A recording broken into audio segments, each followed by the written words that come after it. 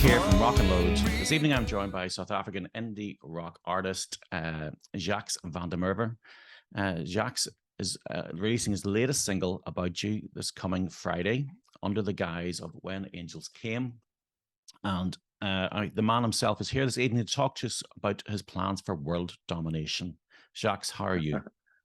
I'm excellent, Mark. Thanks for having me. Yeah, very excited. Absolute to be pleasure. Here The public will never know what just happened there. The public will never know. Yes, yeah. To work in progress. Yeah, absolutely. So listen, tell me a little bit about yourself and your backstory, and maybe early influences, and what was your relationship with music early on?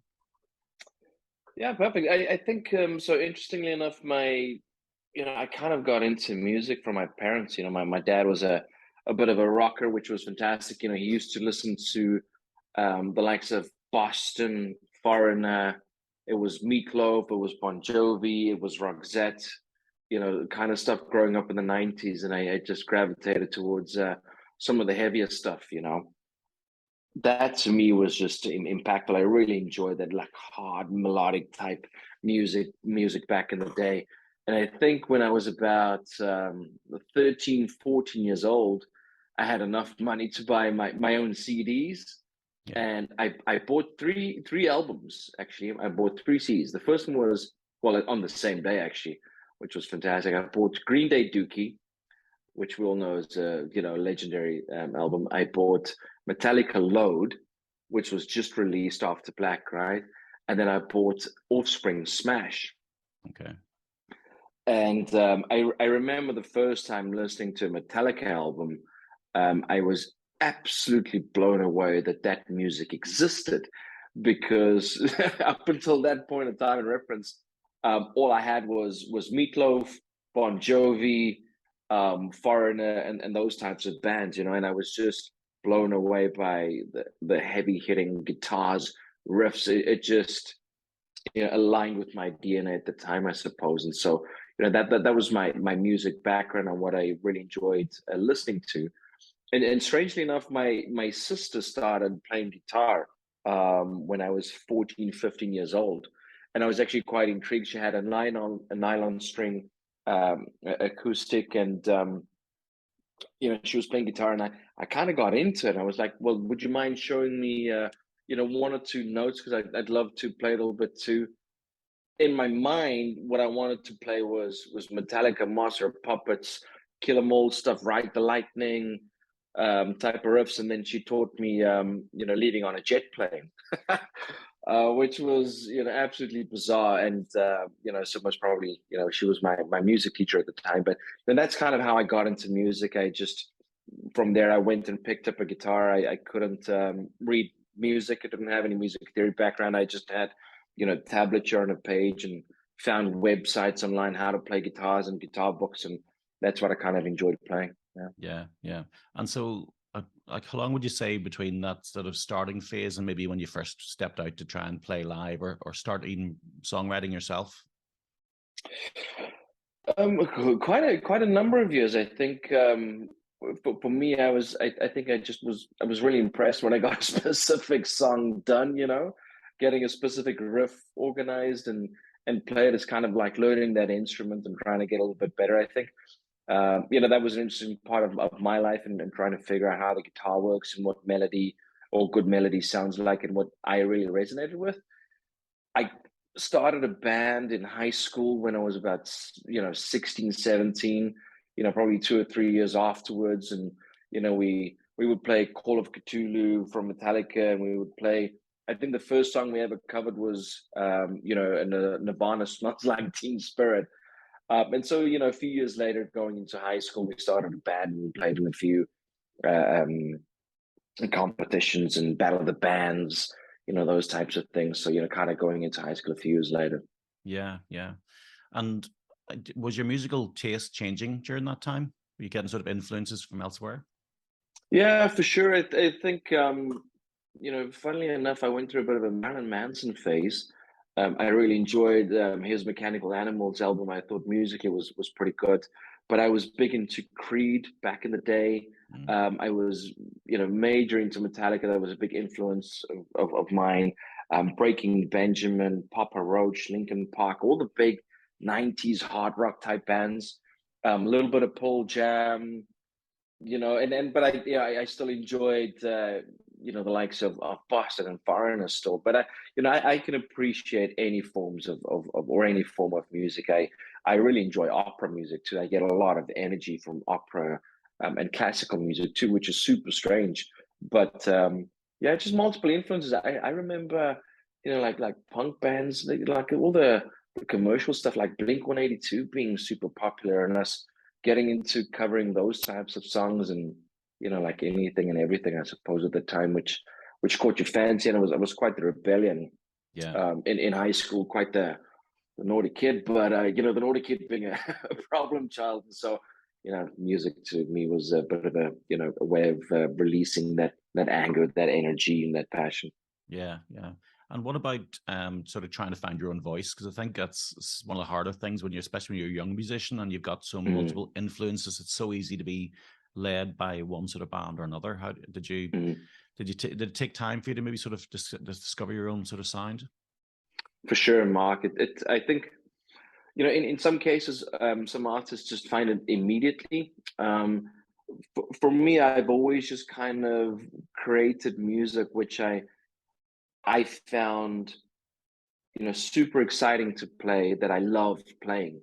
I really just enjoyed the type of music, and it probably lends itself towards tracks by Creed or Metallica, or some of the the big artists like I really enjoy I Prevail and Spirit Box these days, but some of the heavier stuff. But it takes time. I think you get to a point where you kind of copy a specific band, and you create songs like that band, and over time, when you create melody over it, I think you find your own little space where you feel comfortable and you feel creative, and then you start creating more songs in that space.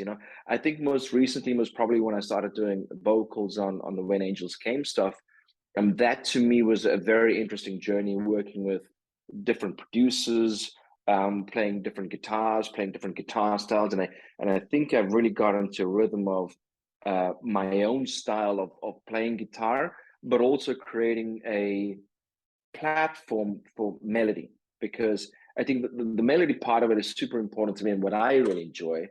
Like I can enjoy screams and growls and things, but I kind of need to sing to it.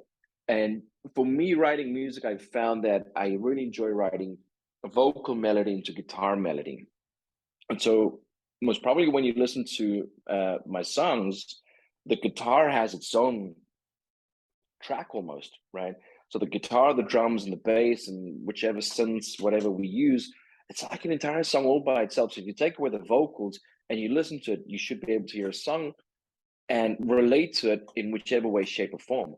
But then when you add vocals to it, or the vocal melody to it, it just creates a whole different song altogether. So yeah, it takes time to kind of figure out, what works for you, what do you enjoy playing, what you can play live, because then that's another important aspect. I mean, whatever we do in the studio or whatever I record at home and I take to my producers, I want to be able to rock that out live too.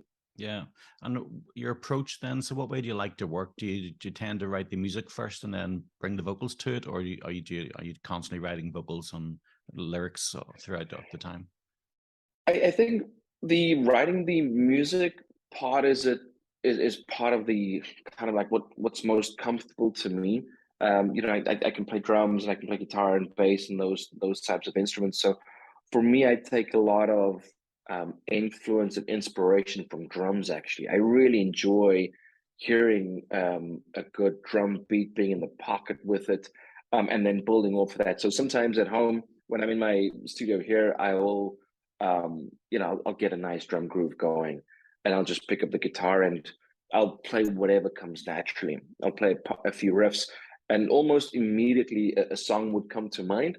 And I would create an arrangement of what I think makes sense. If there's an intro riff, a verse, a chorus, a breakdown, or a middle eight section, or something like that. And then I kind of work on that more and more. I refine it as time goes by, because I'm once I've done like a demo track almost, I like to just listen to it in different um areas or different parts of my day, my life. Maybe listening to the track when you're emotional, when you're angry, when you're sad, when you're happy, and every emotion would have a different impact on the song. And you would think, well, wow, maybe that actually sounds better. What if I played this slightly different? So I put a lot of time and effort in creating the base of the song, and then I would work on the vocal melody. I would have a bass structure in place if I go for a run or if I'm in the car on my way to friends or work, whatever. I would continuously listen to the song and I would just sing to it. I would sing whatever comes naturally, but I would always have the story behind the song. It's actually quite interesting. When I create it musically, a name would pop up in my head, or a theme or a narrative would pop up in my head, and that's what I would write down immediately. So whenever I write the song or create the guitar riffs or the drum track, I have a name for the song, and I would put down a few lyrics, and then I kind of work on the vocals. And sometimes, I mean, sometimes, probably lately more so than in the past or historically, I would be driving in the car or walking outside, or I would just be somewhere or like in bed, and a vocal melody would pop into my head, and I would record that. I have I have so many WhatsApp voice notes that I've recorded, this idea, that idea, that idea, and then I try and put that all together. So it's different, but that's pretty much how I go about it. Yeah, yeah, and it's you touched on like obviously putting down the bass drum groove, for example, like a drum pattern and a groove for a song can absolutely change the way a song can feel. Yes. It's crazy the impact that it does have on a tune. Yeah, big time. And so you get so many drum grooves today. It's phenomenal what you can put in and what you can create in the studio. I was blown away working with Mark Beling on this track in South Africa. He was an absolute engineering, producing master at all of the different sounds you can get out of whichever instrument you plug into his setup. He has an amazing studio, amazing monitors too. One day, I'd love to have those monitors, but the natural feeling is the thing that really provides you a platform to be creative, because drum loops and those drum tracks and grooves can be very static in a sense, and sometimes like the majority of the times, I actually think you really need your drummer to provide you that just a little bit of extra oomph, and you play off the drummer. So when we do that, it makes a big difference. Yeah, I don't know if you listen to them yourself, but the American sister band Haim. All three members of the band are drummers in one respect or another. And when you sit back and listen to the music, it's so rhythmical in every sense. Yeah. Never mind the bass playing, the drums, but even the vocal delivery. The way Right. she spits out the words. It's Yeah. once you hear the sort of the background, the musical education, where they all come from, you can sort of piece it all together, and it's fascinating. I would love to chat with them someday, because just the musical knowledge and obviously that they can put into the songwriting, it's just it comes across once you realize the level of detail being poured into every song. It's crazy.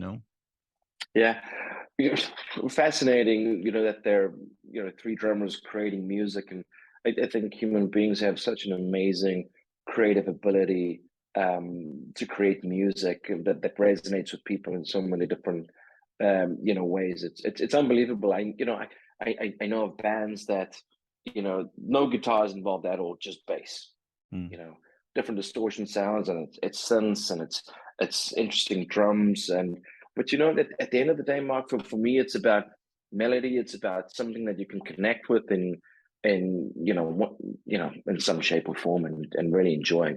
But I really enjoy the melodic part to it. Yeah. See, that's all that old AOR rock that you were listening to creeping back into the songwriting. Yeah, it is. And like sometimes I write tracks and I just think to myself, wow, that's really noisy. But I really enjoy bands like Periphery, for instance. Like new age kind of stuff, and some of the tracks are just amazing, and I love how complex their songwriting is to the way they play guitars. And I have the Periphery signature guitar, actually, which I really enjoy playing because of the sound that you get from it. But sometimes I would listen to music and I just think, wow, one day when I'm all grown up, I'd love to have that level of talent to create different music types and tracks. But sometimes I kind of I look for the melody in the song. What can I sing to? What can I kind of release energy towards it? To connect with it. But yeah, it's different. So many different levels. Absolutely. It's funny because I remember being in a metal gig one time, and I can't even remember the band now, but it was like a crazy death metal or black metal band. But when you step back and listen to the melody, it doesn't matter what they're growling out from the front of the stage. It's just a very melodic chord change. It's probably very typical of blues or rock or metal, whatever it is, maybe done at 1,000 miles an hour, and just attacking those strings. But behind it was just really a very, very simple melody, and that's all really the fundamental of any good song, isn't it? Yeah, I agree 100%. Even if you, an article that I read last week about Gojira, which I'm sure everyone knows the band. Yeah. Heavy band, amazing things, but they've really just simplified their tracks and their songs to things or a track that would resonate with people and that people can catch on to and connect and sing and really enjoy. When you look at Bring Me the Horizon, you look at other bands in a similar space, like even Spirit Box. Spirit Box is a new metal band, new album doing extremely well.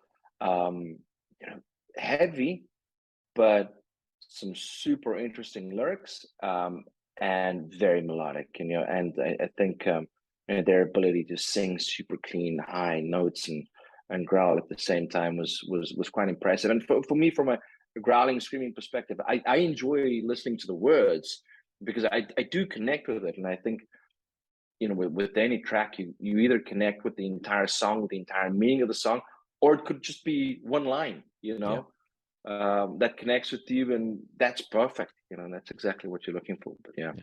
And it's interesting, you're talking about Spirit Box there, another band that, again, doesn't really define themselves by one or two songs or like a total genre. They're very fluid in their style of songwriting. And even with like that song they released, it was a couple of months back, Rotoscope, which had a very sort of industrial EDM vibe to it underneath, so it took the band totally left field of where they were, but again, had the world internet talking about it. Yes. Yeah, indeed. And Courtney Love Plant, that's the name, lead singer. So yeah, Spirit Box, Rotoscope, that's they released 3 songs, I believe it was. Just after during the tour. And I actually love that song. For me, whichever way or whatever journey the band goes on, like you go on that journey with them, and I enjoy that. I mean, like I enjoy the hard rocking riff type stuff. But if you can apply melody to it and the song sounds great and there are some synths to it and some really cool heavy guitars, and I know the guitarist plays an Aristides guitar, they make them down here like 20 minutes from my house in Harlem. Yeah, like some machine. It's a man-made product, isn't that right? It's not actually a wooden product. It's like a modern man-made product, really resonant. I believe it's similar to like Richlight almost, but I think they call it Arium or something. But an extremely resonant guitar, super lightweight, very modern type sounding guitar. But I mean, there's a 12-month waiting list on getting an Aristides guitar. But but I mean, like getting back to the songs, I mean, like I really enjoy that. I enjoy where their direction is going. I was actually watching this week. I watched the Metallica documentary. Them almost spreading up and going through different changes and some sounds kind of monster, and wasn't it? Some kind of monster. Yeah, it was. I watched it many years ago. But I mean, it's just interesting what these bands go through and how they express themselves and whatnot. I was in the car earlier this evening listening to the new Disturbed track. And the one thing I love about Disturbed is big influence of mine as well. Seeing them live was, pressing play on an album, unbelievable live, like flawless. But when you press play, you know exactly what it is you're going to get. Yeah. You're going to get Disturbed the same way they've been playing music 10, 15 years ago. And other bands evolve, and that's also being part of the journey and really enjoying what it is what it is that they do and what they write. Yeah. And just touching on you were talking about the Metallica documentary. I remember when I watched that, I found it a bit strange seeing the warts and all aspect of a band. Mm. I don't know whether I really enjoyed it, because seeing that heartache and all the trials and tribulations that they really went through and the human aspect of a band with the level of exposure now, for example, even for yourself as an artist, do you think maybe there's too much out there or? Oh, I don't know. I think there's you'll find the extreme in every area of life today Mm, out there, and you've got to find the middle ground that really keeps you grounded and happy. I think sometimes people can probably be so encapsulated by creating amazing content when the actual content is the person themselves. And I think that is most probably the product of Metallica too. I mean, it's a phenomenal band. It's been around for decades. And what makes them tick? What makes James Hetfield tick? What keeps him awake at night? Like, that's the interesting part. I do think, hats off to them for, being so open and honest and transparent with the world. I think it's super difficult to lay all of your vulnerabilities, bare for everyone to judge and comment on it. I think it's challenging, but yeah, I don't even know, hats up to them. I think they've done amazing things, but also, watching that documentary again, super challenging and difficult to see what they went through. But I take my hat off to them working through those issues yeah. because most probably they knew it's now or never, and most probably for them, yeah, I don't know. Like I've never met the guys, but I think for them it was most probably a coping mechanism, right? Yeah. If your life is, Cathartic process, I suppose. yeah, if you're living a public life and everything is out in the public and so little is private, I don't know. I've never been in that situation where I had to create a. Well, the documentary was created by mistake. They were documenting the creation of the album, right? And then this thing kind of happened, and they grabbed It it and gave kept birth it to in on itself, film. really. Yeah, yeah. I suppose Yeah. it's like that 1% of those sort of level of bands, those upper echelon rock stars with those lifestyles who, like, as I say, sold millions upon millions of albums and their lives just lived publicly. It must be a different world altogether. I Must be get it. difficult. Yeah, Yeah. I do remember. I think. I was backstage at a Def Leppard show one time, and I think it was in Manchester. Motley Crue and Steel Panther were playing, and Oh, I was in amazing.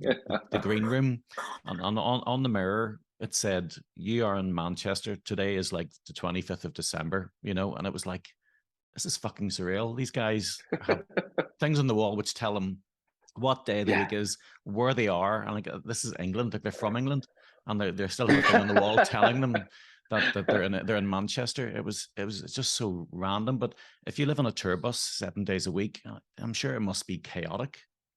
It's almost fantasy like, isn't it? It's got a tough life. It has to be a tough life to live. Yeah. Certainly not for everybody.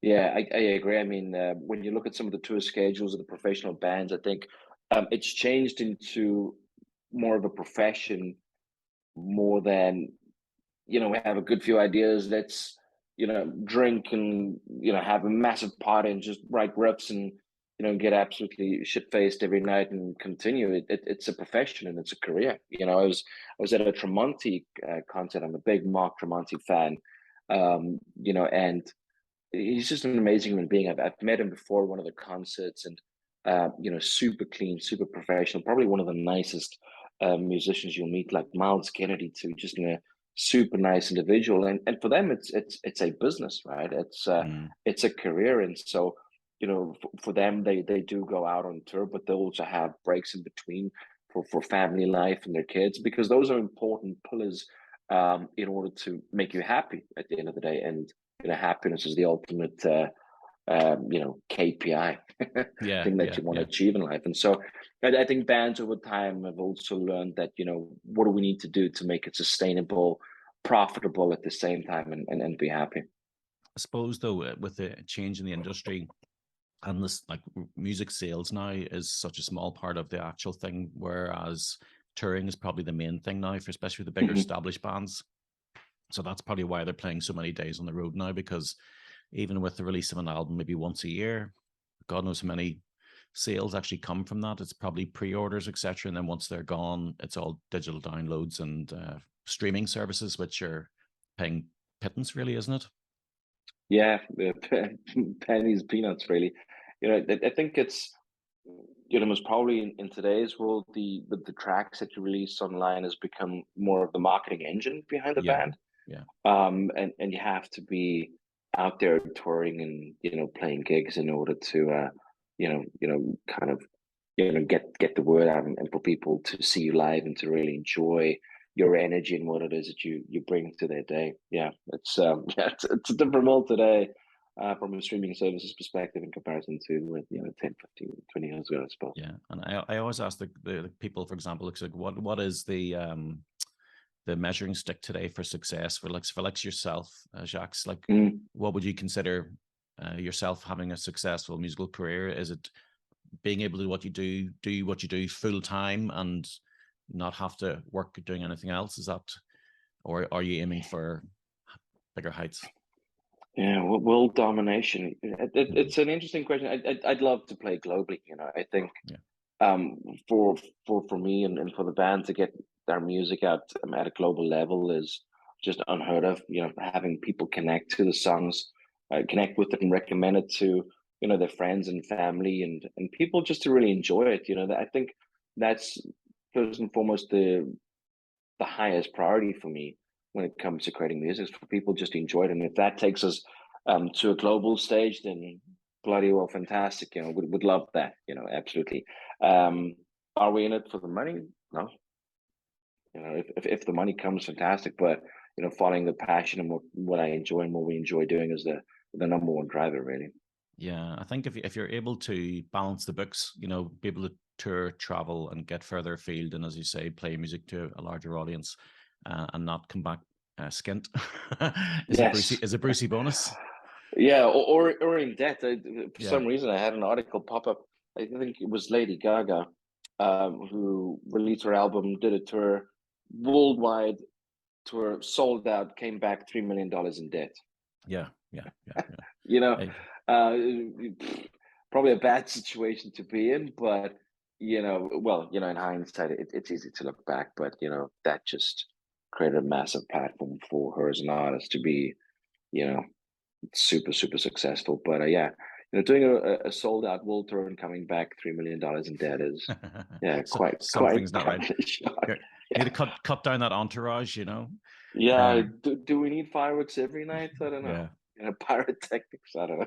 I seen actually somebody, I think it was a YouTuber, talking about a book which just been released called Exit Stage Left, and it's stories of musicians who just tell them the stories of a life on the road. And there's lots of them which are basically musicians who have done great things, but yet, like, literally we're just broken, and by the experience, and from hitting the heights of like number one Yeah, singles to going out and tour and nobody turning up for them. It'll be an yeah, interesting read, and it's very true of the industry. The industry is quite a brutal choice of career, isn't it?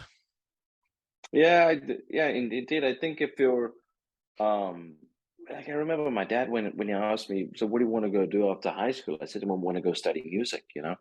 I really, my aspiration at the time was I wanted to be the next James Hetfield. Yeah, And he said to me, well, music's a tough business.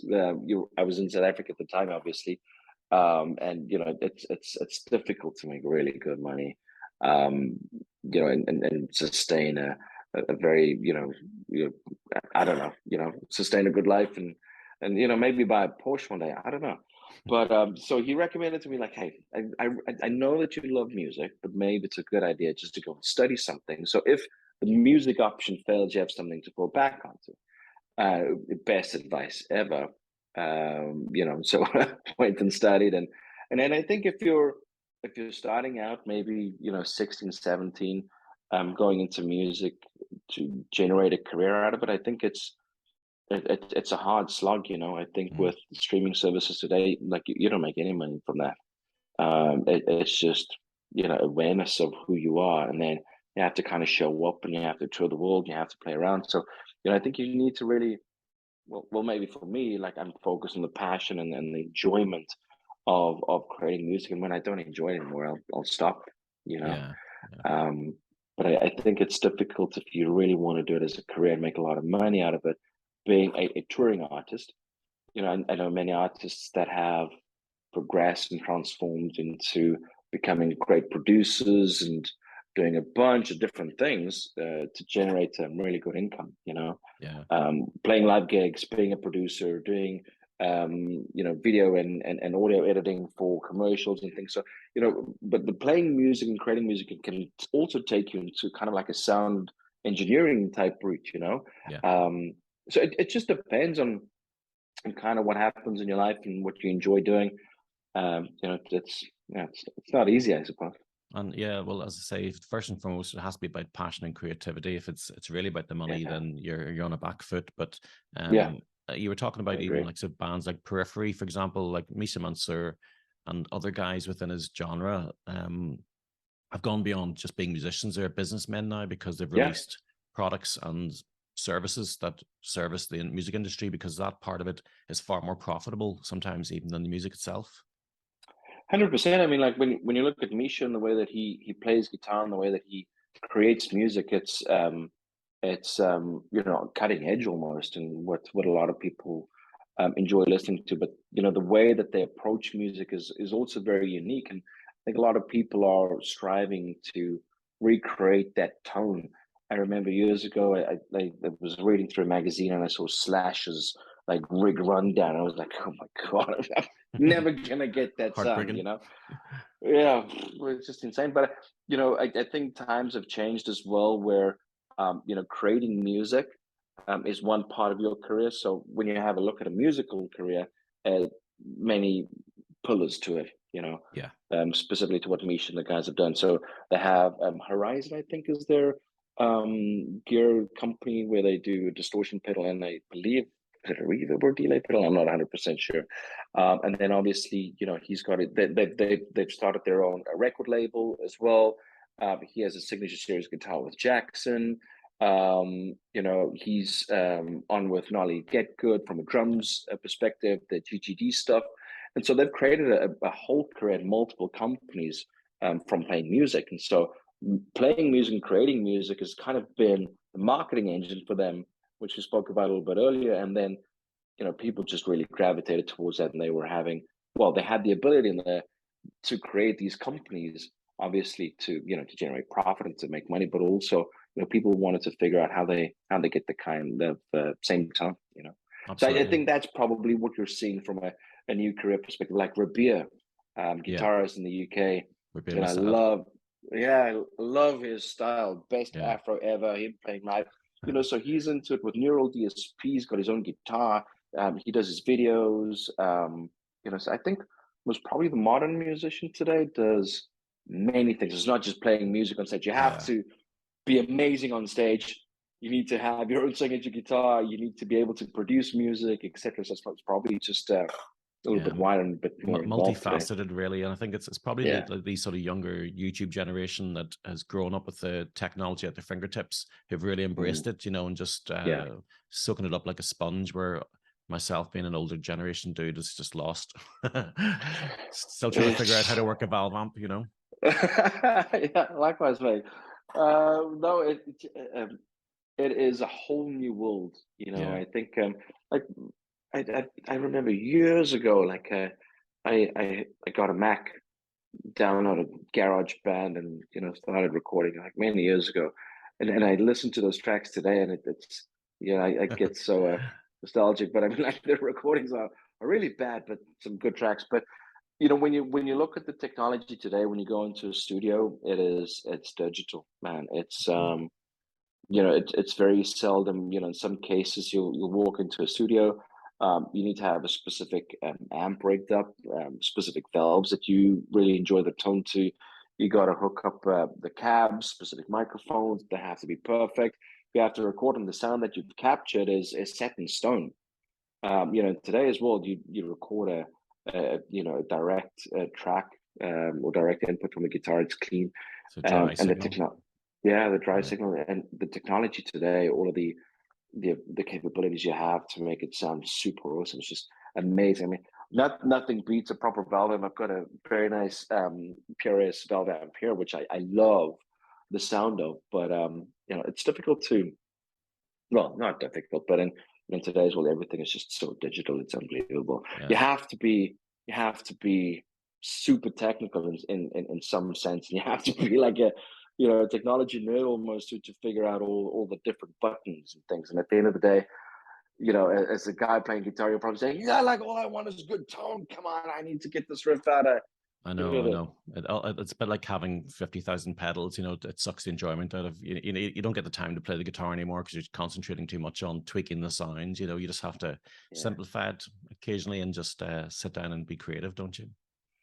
Yeah, it's interesting when for me also when you find a good tone, it just accelerates creativity. Yeah. It's a catalyst for it. I mean, like it's just wow, that sounds amazing. Like I have days where I plug in my guitars and I really don't get a good tone, and it just kills it for me. It's like ordering a great cup of coffee or you really remember a specific taste when you drink it. It's pretty bad. And like nah. Yeah. So I was And looking for. so tell me about being back in Europe now then. Has it changed your perspective on things and how your approach to your music goes? Not really. I think I've always kind of had an international exposure. I've lived all over a little bit of my life. Lived in the UK for a bit, for 3 years. Lived in the US a little bit. So I've always had European international influence. So it hasn't changed my approach to it. I would say no. It's kind of I think my approach has just evolved by way of listening to artists I really enjoy and kind of the things I want to create. And well, having maybe, for example, then touring artists coming through in your doorstep, does that maybe help as well with just the creative juices? It does. I went to a Tremonti concert the other day, and it was my first concert in probably, gosh, I don't know, 4 years. Life got super busy. That for a band that I went to go and see, like 4 years, it was family, it was COVID, etc. So I was really excited to get out there because you also learn a lot from watching musicians play live. Yeah.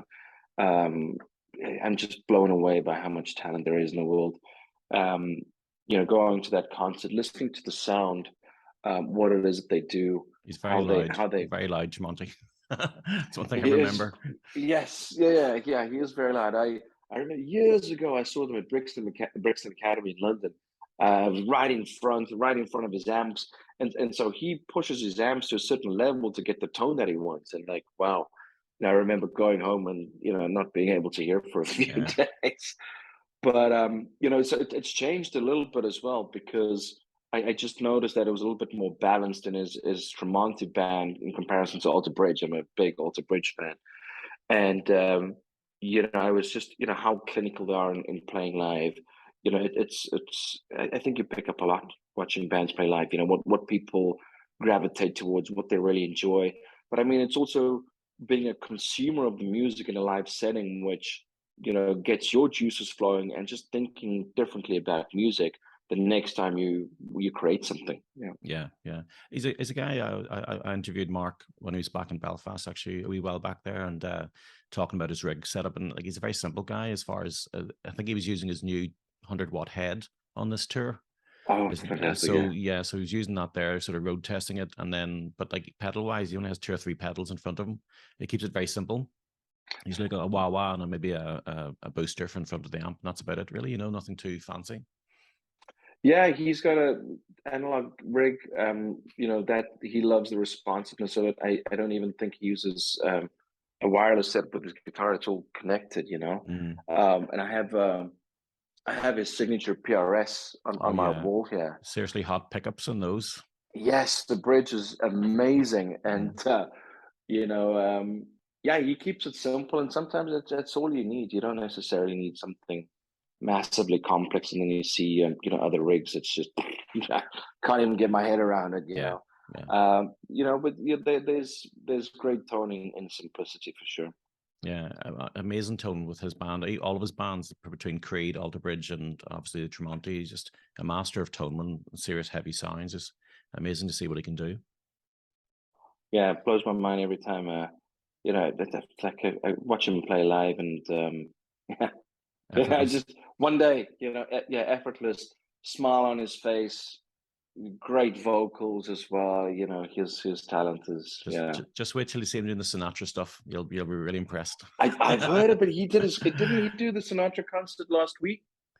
He was supposed to be doing one in England. I don't know if I'm not sure when. He said it was somewhere around the autumn anyway. So he done one in Florida originally, but it wasn't. He has one planned up for England as well. So I can't remember what date that was. Could have been last week now. Yeah, but crazy, very talented man. Too talented and too good looking as well. So he's got it all. Yeah, he's a full metal package, and it's got some cool guitars too. Fair play to him. Fair play. So what's on the cards for you now? What's coming up next? So I'm still creating music. We're kind of leading up towards releasing, maybe an EP or an album. So I've got a bunch of tracks still in the pipes coming out. So something to look forward to. So we're releasing About You this Friday. I've got another track that I did with Dale Schneckler in South Africa as the drummer for Prime Circle. Kind of like more melodic, a little bit more calm down, and then I have some heavier stuff coming down the line too, which I really enjoy playing. I just finalized a track with another producer last week, and then the band. So we're working on more melodic stuff, harder riffs, some growls here or there, and but yeah, I really enjoy so many different flavors of music, but that's pretty much what we're up to, and love to get out there playing live and in front of an audience, and seeing their feedback from the songs that we've done. Well, that's great. Looking forward to hearing the newer stuff as well. See how the sound evolves over time. It'll be interesting to see. Well, look, Jacques, thanks very much for your time today. It was great talking to you, man. Well, thanks for having me. It was great talking to you, Mark. And I think I really enjoy speaking about artists and their creativity and some of the amazing things and whatnot. So thanks for having me. I really appreciate that. And my pleasure.